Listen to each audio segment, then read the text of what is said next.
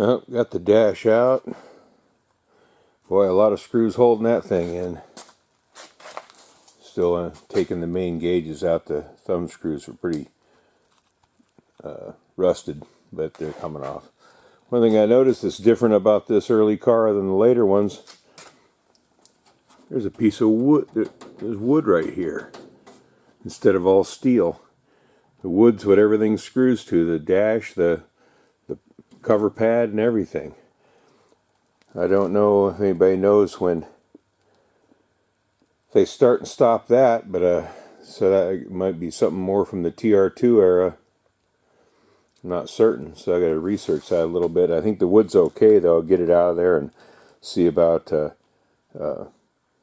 rejuvenating it, cleaning it, and find out what I need to put on it to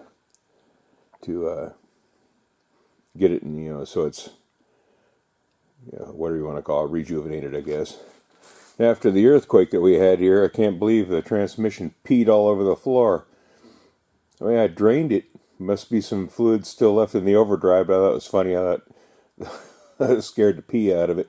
All of a sudden, now I got oil on the floor. Well, getting close to rigging up my support network to hold this body in place so I can start cutting what's left of these sills out. Hell, there's not much holding them in place right now. I've tried and I just don't understand why this new back end doesn't fit. Well, I just brought it in. This is the back end off the 60 race car. Going to be cutting off the back end of the 55.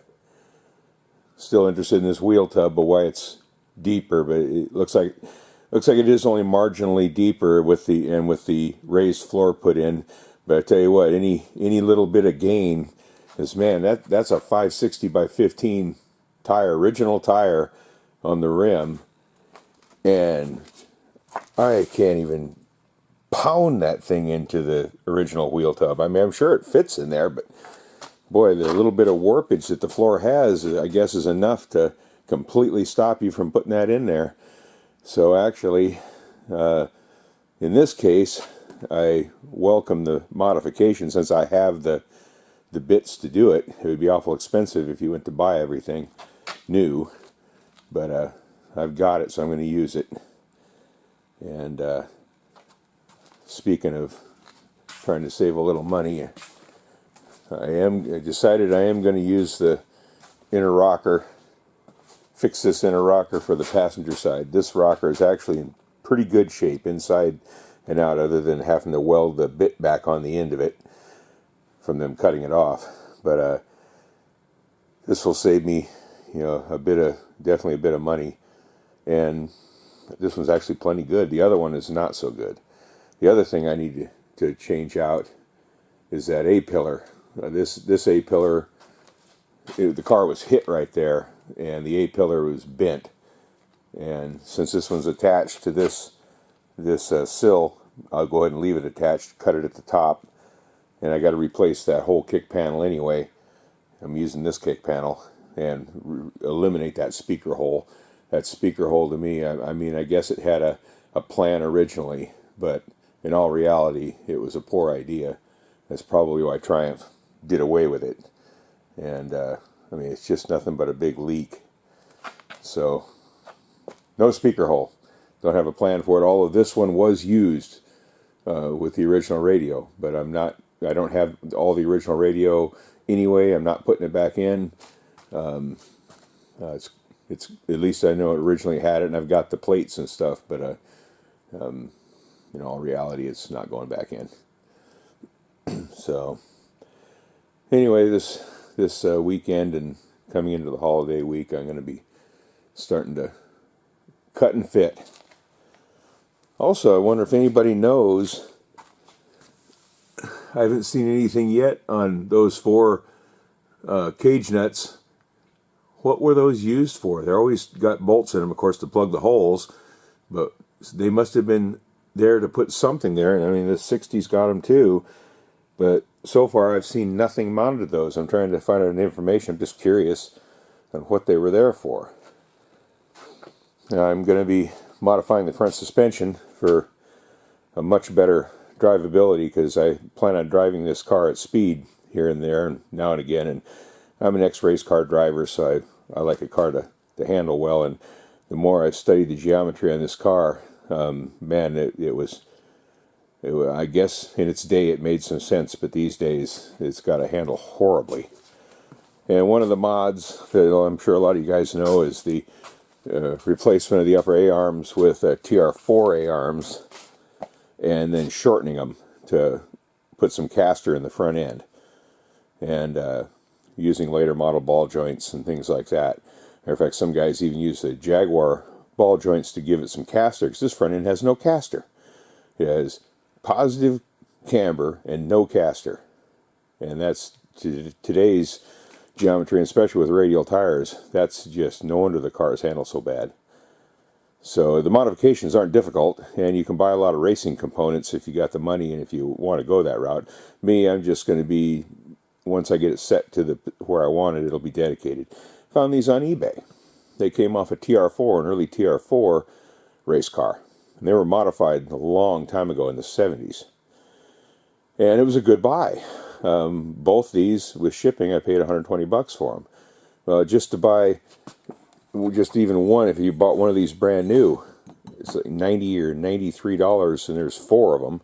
I didn't need the pivots, because I've got several, but I got them in, and the welds look nice, and they've survived a lot of racing, so I'd say they're plenty sturdy. But I noticed something about them. The guy was saying they were cut, and they are. I don't know what the degree is yet until I mount them on the car and then put the gauges on it to see what the degree. I'm hoping for about 1 degree to 1.5 degrees of negative camber. That's good enough for the street. Not too much. Our ice racing cars, we were running 2.5 degrees. Our tires were heavily canted, but that's how the cars handle so well on the ice.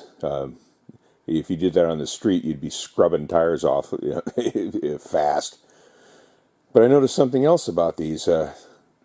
Maybe you can. We'll see who can spot it. I'll put this out because at least I tied, or I was second to John, I think it is in England, his tool that he made for his Spitfire, and I guessed it.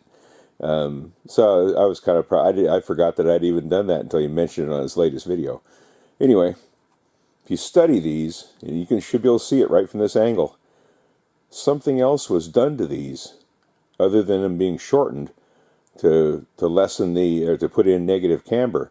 But something else has been done to them, and I was impressed. Supposedly these were built in a jig.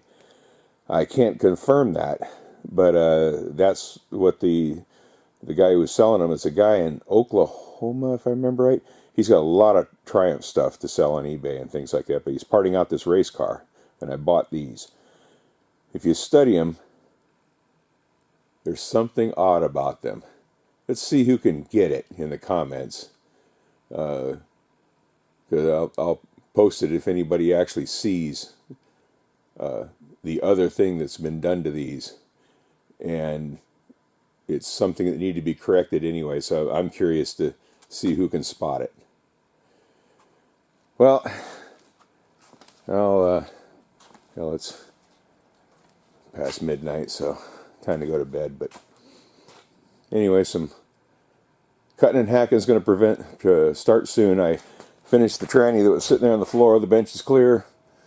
I just delivered that tranny into Anchorage, and of course I picked up another one right behind it, so it's a standing order with that shop for the transmissions.